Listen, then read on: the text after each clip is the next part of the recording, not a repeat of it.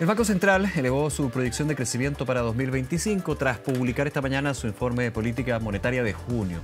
Según el informe, se espera que la economía crezca entre 2% y 2,75% este año y mantuvo para 2026 esa proyección. Además, se prevé una inflación menor a la esperada inicialmente. Hablamos de este IPOM con el miembro del Grupo de Política Monetaria, académico de la Facultad de Ciencias Económicas y Empresariales de la Universidad de los Andes, Carlos Budnevich. Muchas gracias por acompañarnos, Carlos. ¿Qué tal? Muchas gracias, Nicolás, por la invitación. Encantado de estar con ustedes. Carlos, se ve, por lo menos lo que se lee en lo general, ahí podemos entrar al detalle, pero se ve bastante positivo este IPOM, ¿no? En comparación a otras entregas, a otras ediciones.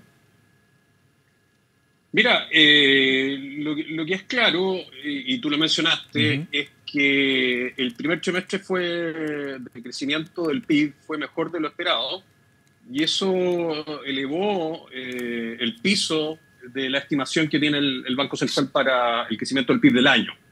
Y eso, bueno, obviamente que son mejores noticias en el margen, pero estamos hablando de un piso de crecimiento del 2%, es decir, claro, pasa de 1,75 a 2%, pero es un piso bajo. Exactamente. Claro, un piso bajo es mejor crecer a 2% que crecer a 1,75, pero tampoco, digamos, yo me pondría tan alegre, digamos, con cifras que son bajas, digamos, desde el punto de vista de lo que necesitamos crecer, digamos, y desde el punto de vista de la necesidad de que este país finalmente, más temprano que tarde, pueda llegar a niveles de desarrollo. Carlos, se habla, por eso se ocupa en distintos sectores el concepto de estancamiento. Primero, si tú estás de acuerdo con que la economía está estancada, primero que todo, y segundo, si es así, ¿qué factores son los que están generando esto? Yo creo que la economía, en definitiva, está en una situación de muy bajo crecimiento, y eso se debe a factores estructurales, digamos, en buena parte. Yo creo que, como muchos analistas, economistas han dicho, sin duda alguna, un elemento central es que nuestra productividad hace mucho tiempo que no crece como debe. De hecho, en algunos momentos más bien ha decrecido la productividad laboral. Y por otro lado, también un eje central del crecimiento económico de mediano y largo plazo es la inversión. Y bueno, las mismas cifras del Banco Central ratifican que la inversión está bastante acotada, digamos, en términos de expansión. Sí, el Banco Central dice que ve con mejores perspectivas lo que se viene para el 2026 y 2027. De hecho, su propia proyección lo indica. Pero yo creo que, yendo al tema de la formación bruta de capital fijo, la combinación, problemas de permisología que demoran muchos proyectos de inversión, digamos, los rechazan innecesariamente. Y por otro lado también la reforma tributaria del 2014, son ambos elementos que de alguna manera detienen el interés, digamos, por hacer crecer la inversión por parte, digamos, del sector privado. Digamos, lo otro que afecta probablemente, y que afectó también en el pasado, son las incertidumbres institucionales. Afortunadamente, despejamos el tema constitucional, espero, y eso yo creo que, claro, es, digamos, cuando uno revisa completamente la constitución de un país, por supuesto que son completamente nuevas eventuales reglas del juego. Afortunadamente para Chile y para su crecimiento y su perspectiva futuro, ese texto fue rechazado. Pero seguimos con elementos que no frenan la inversión. La seguridad también es un elemento importante. Incluso hay regiones y territorios, digamos, donde hay mucha violencia y, bueno, es muy difícil ahí que se pueda invertir, digamos. Más bien yo creo que había una retracción de la inversión. Entonces, yo creo que hay temas por avanzar, hay materias que abordar y yo espero que en un próximo gobierno efectivamente se aborde de verdad y con mucha fuerza nuevas políticas públicas que fomenten el crecimiento y fomenten fundamentalmente la inversión.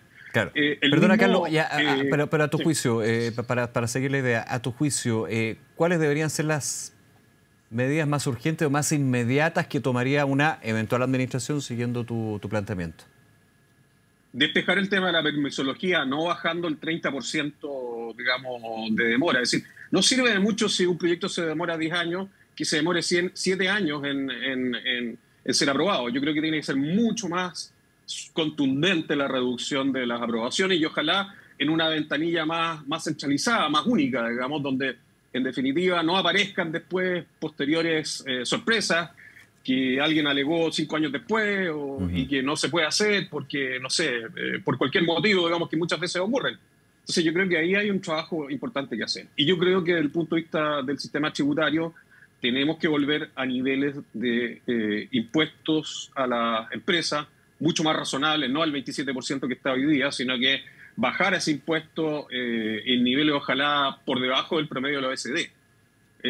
Hay que recordar que la OECD son países desarrollados en general, entonces no podemos pretender igualarnos al promedio de la OECD, siendo que somos un país que tenemos elementos que en definitiva generan o somos menos desarrollados y también... Ahora, un punto al que se abrió este gobierno en algún minuto, pero con un elemento que era, ok, podemos bajar, en términos de guarismo, digamos, pero podemos bajar el 23% el impuesto de primera categoría, el impuesto corporativo, pero compensar esa baja de la recaudación fiscal que significaría a través de impuestos personales de los más ricos. O sea, ¿cómo ves tú esa discusión en ese término? Mira, digo, lo más rico o lo más alto de ingreso, a eso me refiero. A mí me pasa lo siguiente, yo creo que hay que compensar, sin duda alguna. Sabemos que las finanzas públicas están muy estrechas, están muy estresadas.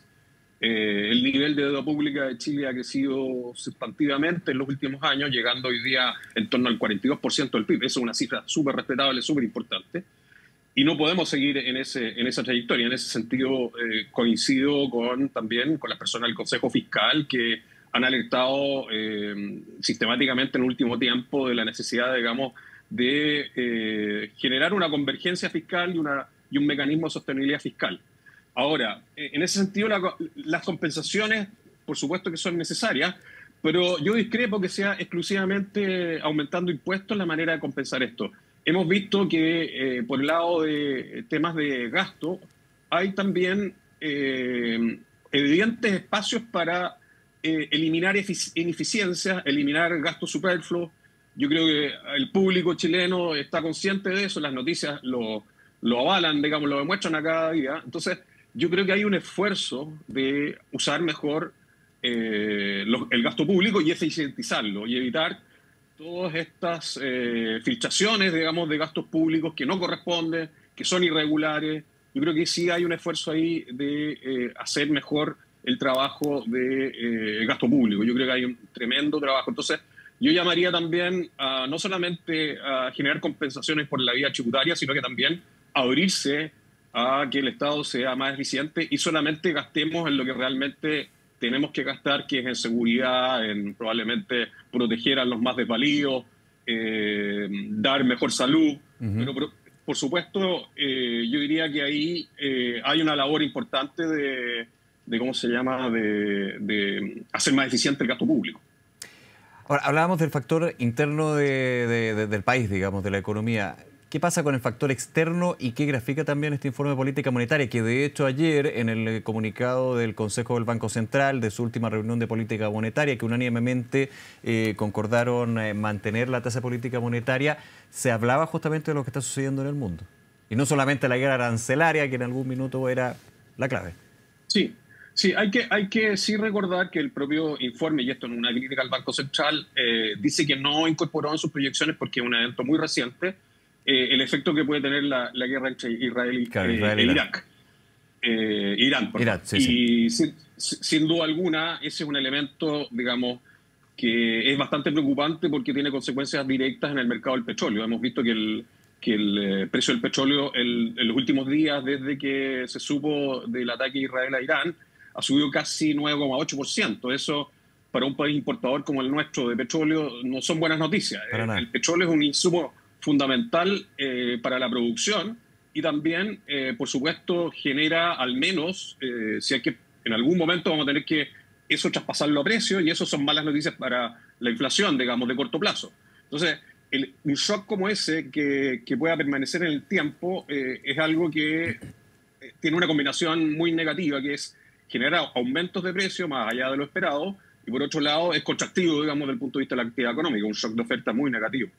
En ese sentido, claro, porque se concentra más por un tema de plazos de tiempo en la situación de la guerra arancelaria, que eso es bien de incertidumbre, porque negociaciones aquí y allá hay un programa bastante más positivo, digamos, en términos de lo que tiene que ver desde las declaraciones del presidente Trump, pero en los conflictos geopolíticos siempre tienen un impacto, y para qué decir en Medio Oriente por el precio del crudo, la inflación, ahí podemos mostrar el detalle. Sí, y la historia te demuestra que los grandes shocks petroleros han sido muy negativos para la economía internacional, digamos. En el neto muchas veces te llevan a recesión y a aumentos de precios más allá de la inflación que inicialmente uno proyectaba mediante no haber tenido, digamos, ese shock.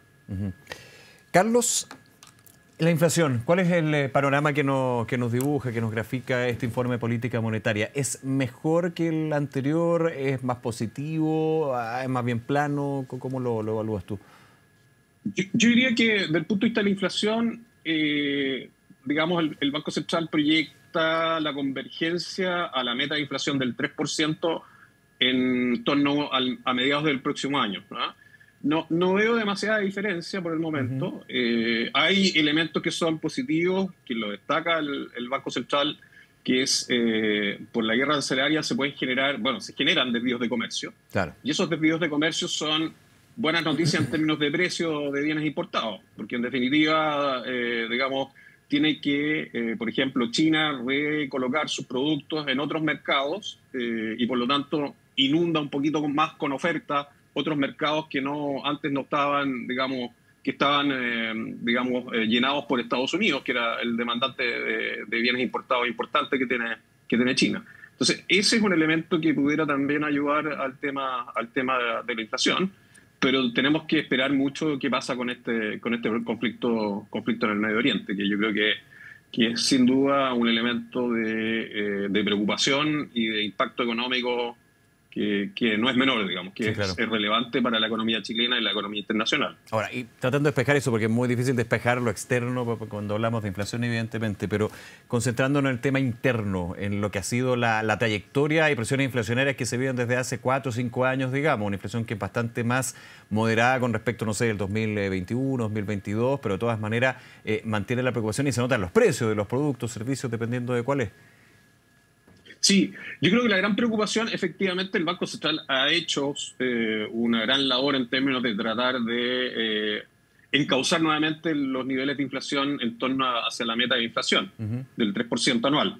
Sin embargo, lo que hay que destacar también es que la inflación ha sido muy persistente, ha sido muy rebelde, ha sido bastante difícil de doblegar. Ahora, obviamente que respecto de los periodos que tú mencionas, estamos en un mucho mejor pie.